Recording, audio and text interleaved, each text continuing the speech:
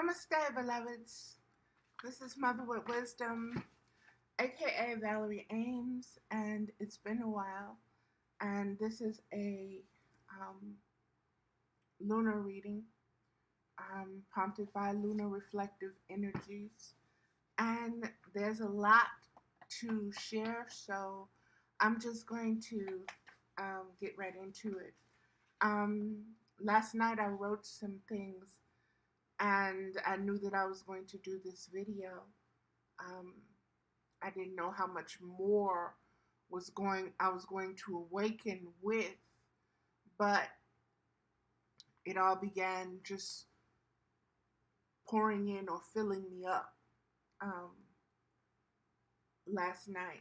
And so here we go. Um,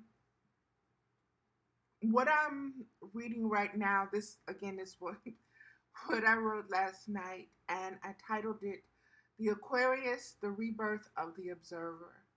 Aquarius, the Rebirth of the Observer.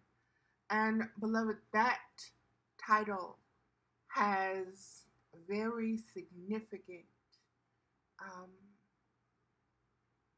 ramifications, meanings, frequency, spectrums, and energies attached to it.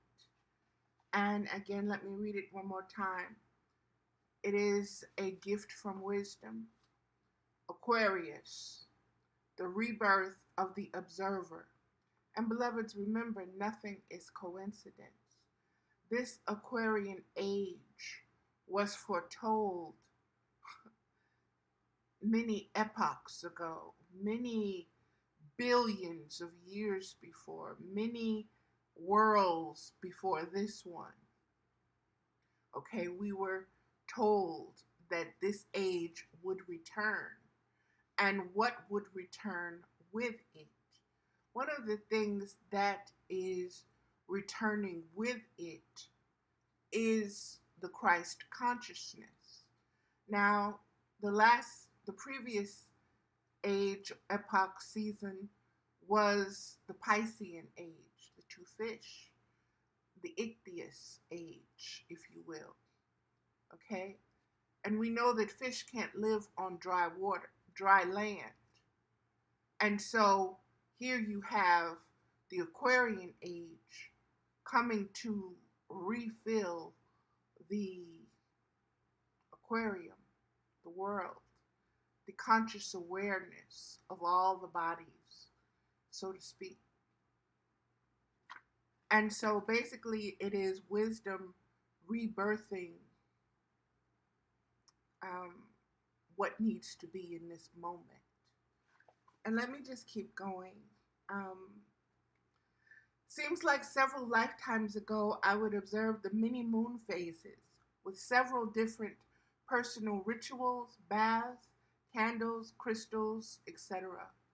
A lot of moon rituals that have been passed down through the ages from the elders, from the ancestors, from the different high priestesses and so forth and so on, that whose main purpose was to observe the phases of the moon, to write that down, to pass it down orally, so that when we reach a certain age, we would have the wisdom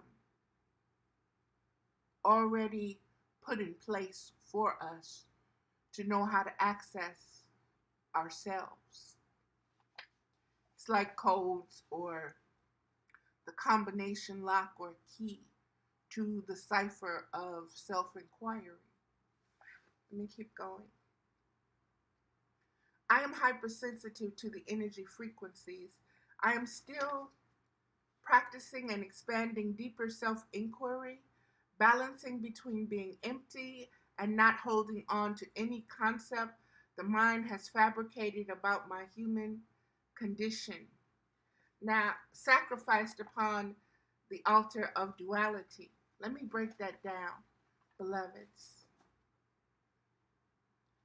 I'm practicing being empty. Being empty means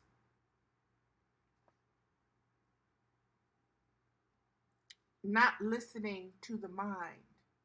Being empty means being able to observe not only the mind, the passages of time, the space beyond seen and unseen, the multi dimensions, all the kingdoms, all the beings, all the forms, all the formless ones, all the sounds. That is what being empty means. And being empty means you can contain it all. And it's nothing. It's all and nothing at the same time. That's what being empty means.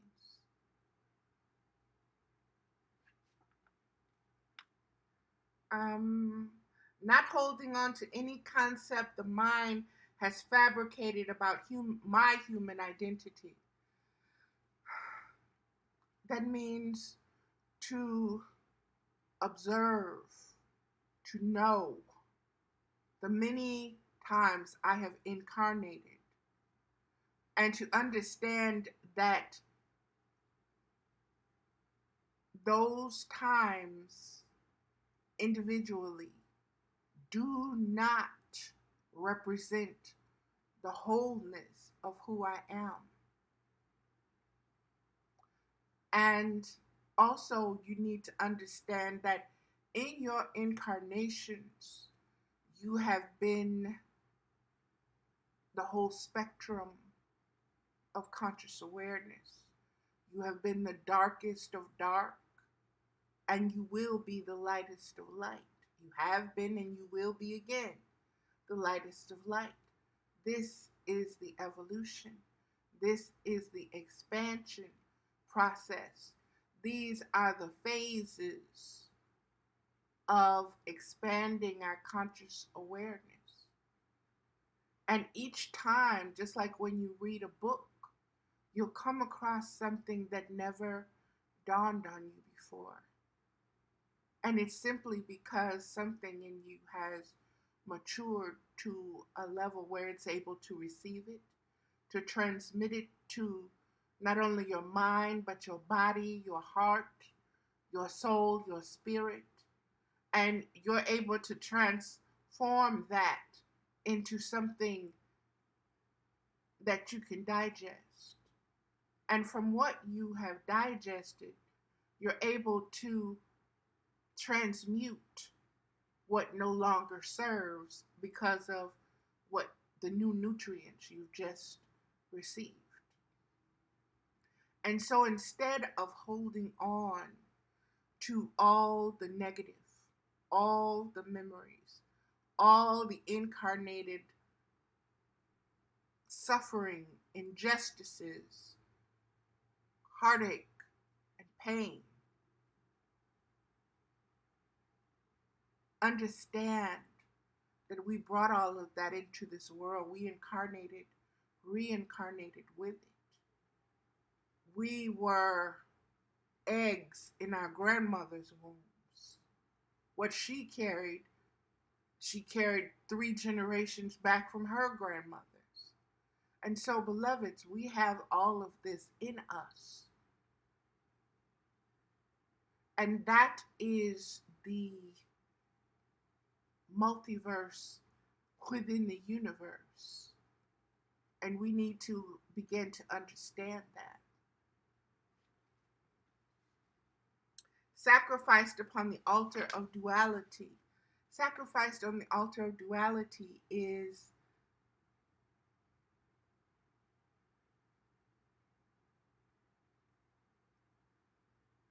the wisdom that you are all and nothing being repressed or being taken or being hidden, occult, being hidden is much more deep. That knowledge that you are one, being hidden, sequestered away until this time. Beloveds, there's positive and negative to everything. Existence exists. That is the force of nature, the push and the pull. You're not going to have just one. Do not get yourself so fixated on perfection or everything being a certain way, because change demands change. It demands that everything moves, that everything is fluid like water. That's why the Aquarian age is refilling, because our conscious awareness has dried up to almost being mummies, and it needs to be resurrected with divine holy waters of this age. And this is the new consciousness. And it is coming through various beings at this time.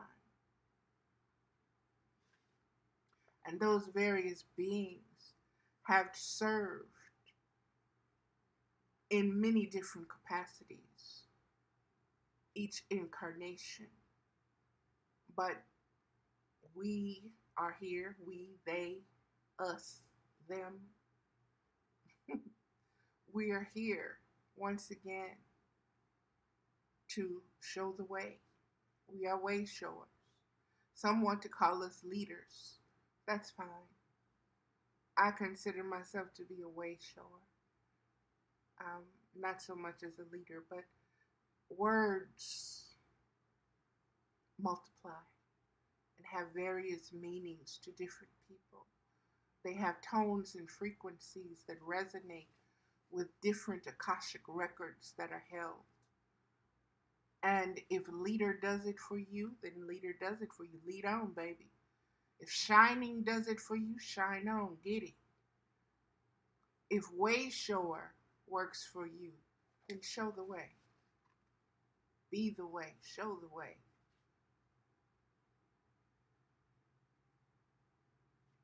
It's very important to understand the sacrifice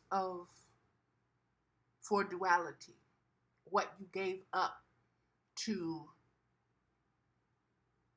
know to look at the mirror version of yourself as being separate and duplicate and not singular, as a singular existence. You want to see yourselves as fragmented aspects of existence. And that is logic from the human mind. Wisdom, there's only existence. There's nothing outside of existence. Existence itself is potential. That's why it can be all and nothing. That's why it can be said to have no beginning and have no ending. Okay. While observing with conscious awareness the signs, signals, let me just you guys know I repeat everything, so I'm going to read this again because I've given you so much, and this is it's not new information, but it's reborn information. Okay? And being that it's reborn, many of us will feel,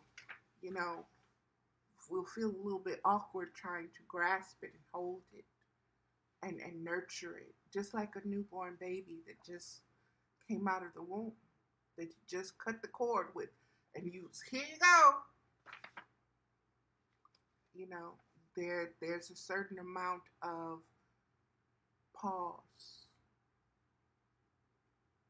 a certain amount of conscious awareness, focus, and attention that needs to take place. And so this is also part of self-inquiry. Is Aquarius the rebirth of the observer? We are the observers, beloveds.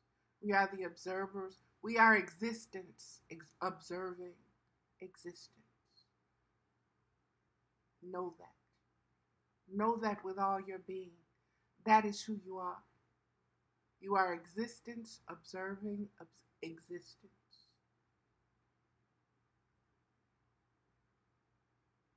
which means you are more than this lifetime. You are more than this body. You are more than this flesh. You are more than this vehicle. You are more than this vessel, more than this temple. You are what resides within. And that is your truth. And that is your highest vibration and what is called the wisdom of your highest self. And that's what's being refilled at this time and reborn, the rebirth of the observer. I am hypersensitive to the energy frequencies. I am still practicing and expanding deeper self inquiry, balancing between being empty and not holding on to any concept the mind has fabricated about my human identity. One of that is race, gender, the specifics, the man-made interpretations and rules and logic of what it is to be human, what it is to be a human woman, what it is to be a human woman of color, what it is to be a human woman of color with my ethnic background. I am not bound to those interpretations, but I have been conditioned to believe that this is what I am and this is what I am limited to. And it is a lie. Let me keep moving. And not holding on to any concept the mind has fabricated about my human identity.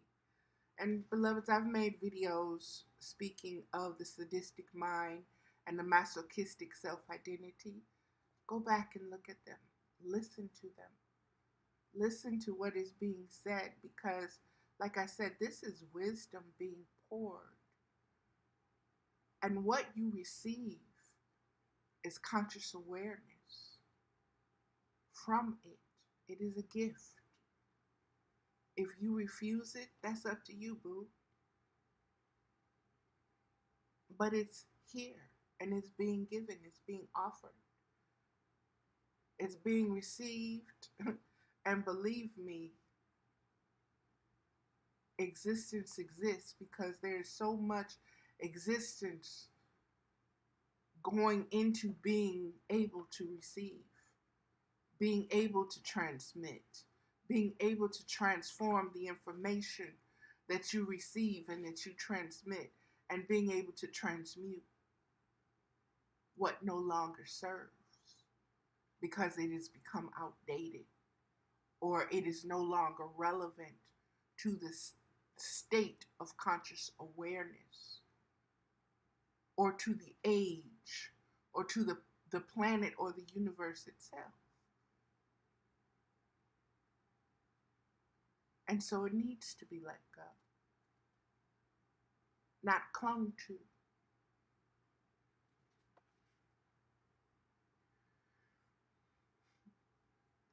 And not holding on to any concept the mind has fabricated about my human identity, sacrificed upon the altar of duality, while observing with conscious awareness the signs, signals, and seasons of existing as the incarnated soul in the physical biological body, the thinking mental body, the feeling emotional body, and the individual and collective spirit observing aspects of existence.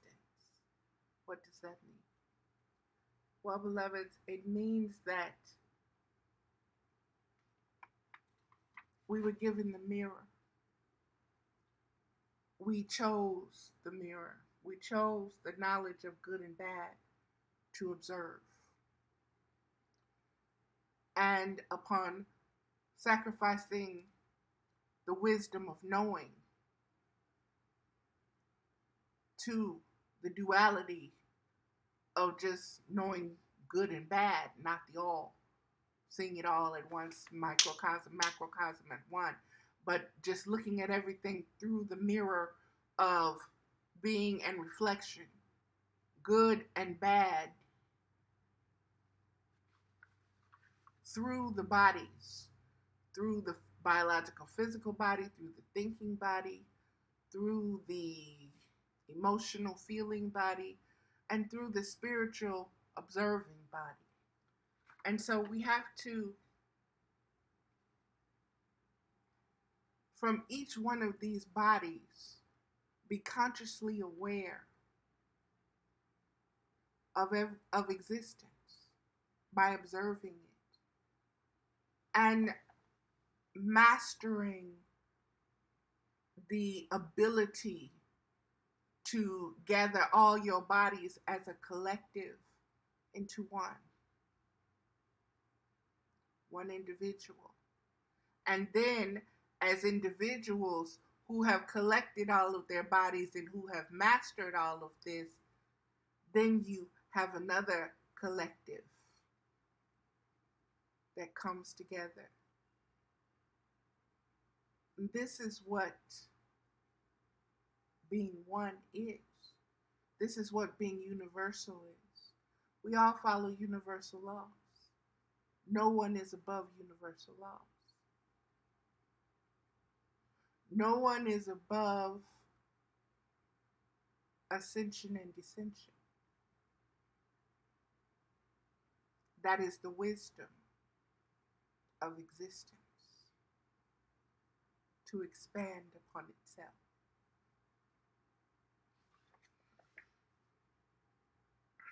That's why they say nothing is new under the sun. And Solomon, the wisest of all, said, it's all vanity. That's what it means, beloved. Okay. It is like driving a chariot. This is the vision that was given to me. This is what I saw. It is like a chariot. It is like driving a chariot with a team of high-spirited stallions. It is a process that demands your full presence and your ability to synchronize in order to establish divine harmony, which translates into peaceful flow. The observer serves the chariot driver 24/7, 365, in and out of the chariot. The observer observes the team individually and collectively in and out of the chariot. The observer observes both the chariot driver and chariot team, learning to work as one body. And beloveds, you can rewind that, or you know I'm going to sit here and pick it apart for you, like a mama digesting the food and bird feeding you. But here we go, beloveds. This is all out of love, because it's been given to me this way. It's been chewed and digested and regurgitated and being refed back to me so that I can give it away. And like I said, the vision, I grew up I was born in 1965. And so I grew up watching Ben-Hur every year. Okay, once a year, Ben-Hur would come on. And when Ben-Hur came on, you better believe I was sitting there watching. Okay, and that was my introduction to what chariot racing was, what chariot racing meant to those ancient ancestors, to the ancient ethnicities, how they defined themselves by the competition, by the wisdom and skills that they used, much like we have with the Olympics today. And the story of Ben-Hur is a very gripping one because it has a lot of moral evolution, and the story is a very deep one. It's a very deep, intrinsic human story. And it's told through the skin of ethnicities, of the chosen and the unchosen, and so forth and so on, the good and the evil, those that do right and those that do wrong, those that cheat and lie, and those that tell the truth and do the right thing. And so, chariot racing, as given to me in this, is one driver with a team of horses, whether that be 4 or 6 horses, doesn't matter.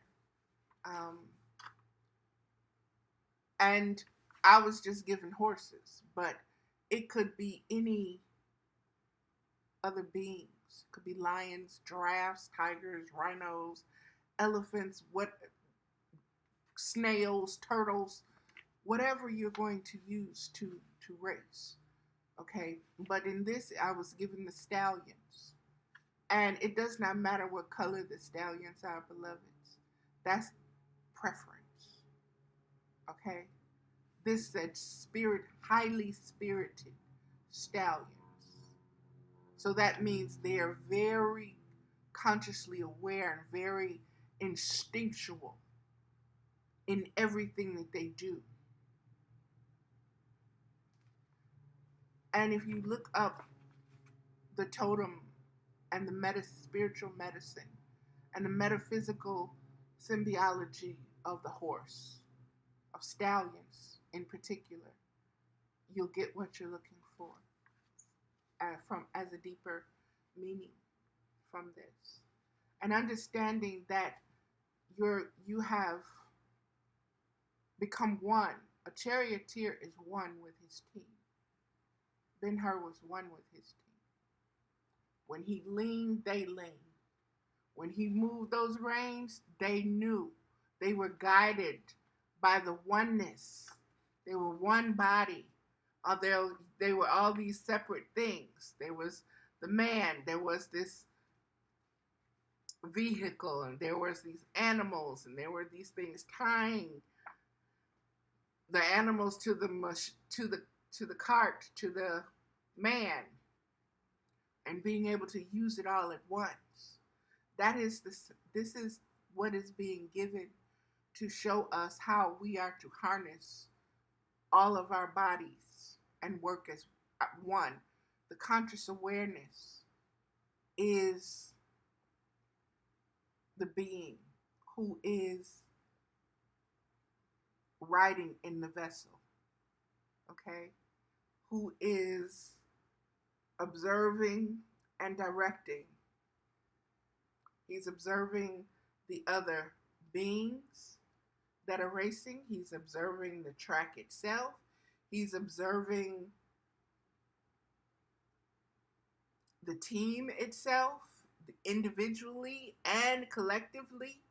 He is noticing everything in a blink of an eye. And that is what we're being told to do. That's the whole point of this. The rebirthing the observer. That means identifying yourself as an observer of existence. And that is an evolution from where we have been, from this last Piscean age. This is an upgrade.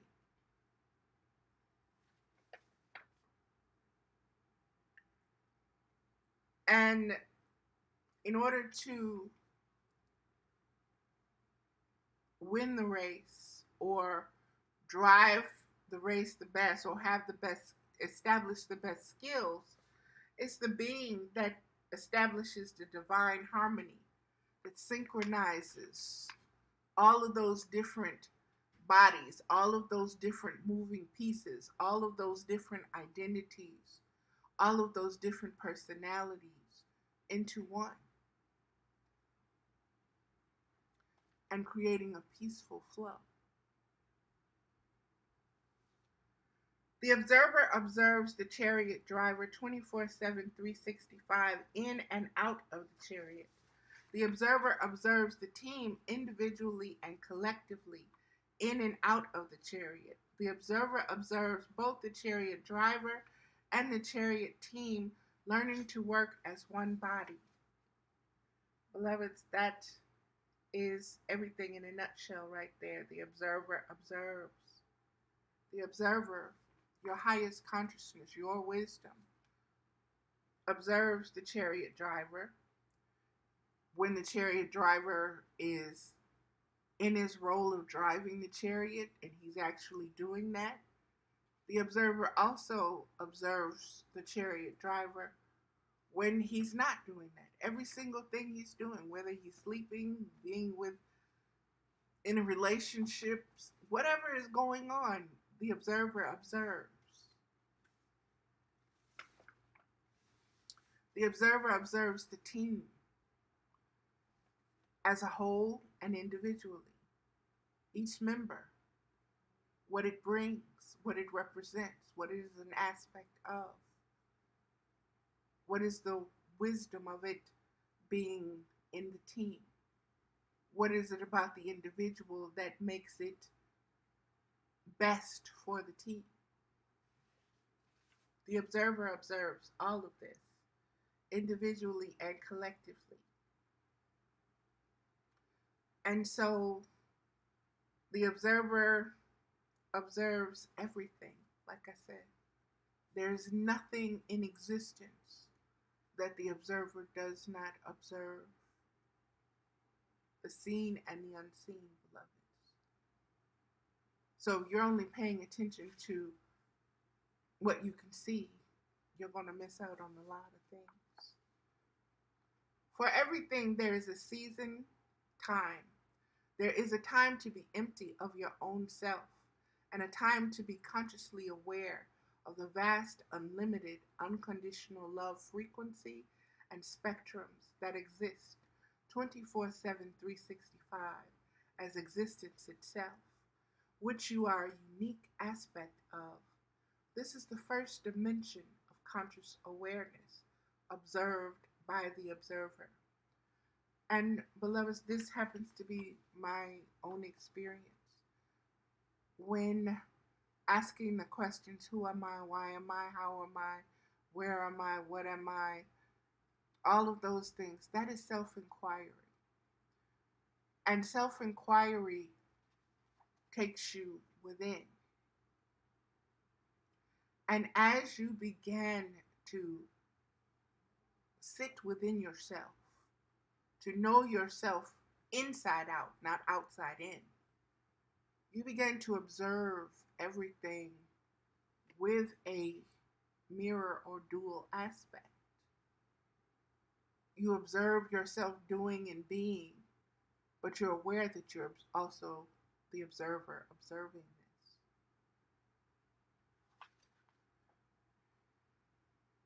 this. This is how we begin to understand the elements of interdimensional travel, interdimensional being, multiverses, layers, and spatial applications, and the body being present in the space, and just the continuity and the fluidity of movement.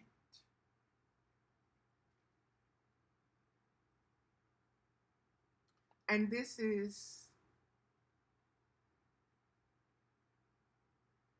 happens from your conscious awareness expanding and becoming more vast, and it becoming more in tune or more synchronized or more at one with the unconditional love frequency and spectrums that exist 24/7, 365 as existence itself, which you are a unique aspect of. So you're beginning to recognize yourself in the time flow, in the different ages and epochs, in the different incarnations, in the different androgynous roles of being, in the positive and the negative, from a math point of view, in the light and dark or light and shadow forms. These are frequencies and spectrums, beloveds, all quantified in geometry, in the geometry of being and of knowing.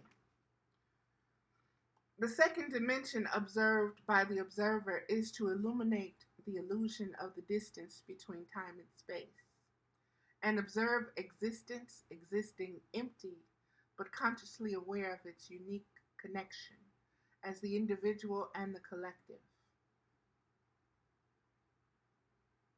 The macro and micro, the seen and unseen, the heard and unheard, the tangible and intangible, the manifested and unmanifested potential of everything that is observed by the second dimension observer from the perspective of unity, founded upon the principles of unconditional love, governed by universal laws.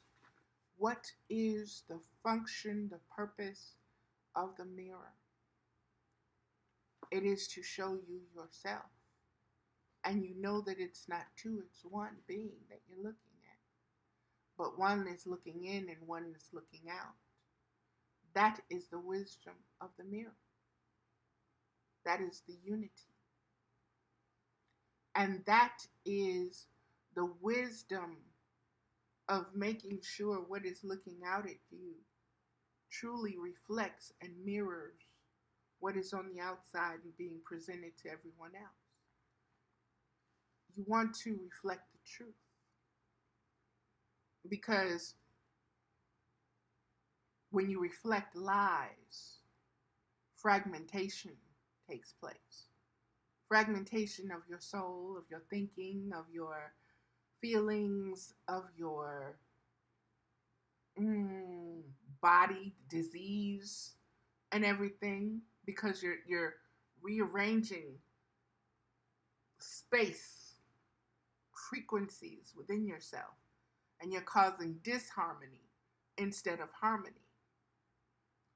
And the observer is nothing but pure truth and pure love. And so the observer isn't going to accept that. It's not going to resonate. It's not going to hit or land or fit,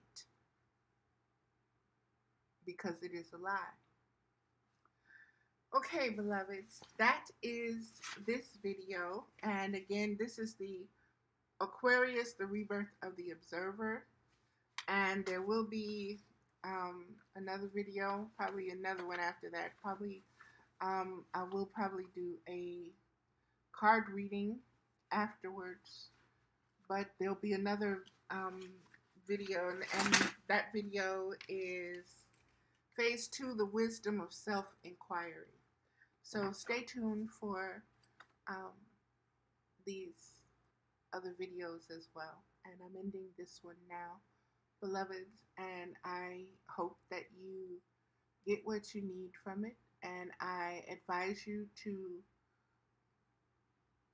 if you want just the knowledge of the understanding of the terms, the words used, then look up Aquarius, the age of Aquarius, and all of this and all of that. And beloveds, know that each one of these ages has appeared before in our Akashic records, in our knowing of ourselves, in our expanding conscious awareness. And that it is inclusive in every form, in every way. So, namaste, and thank you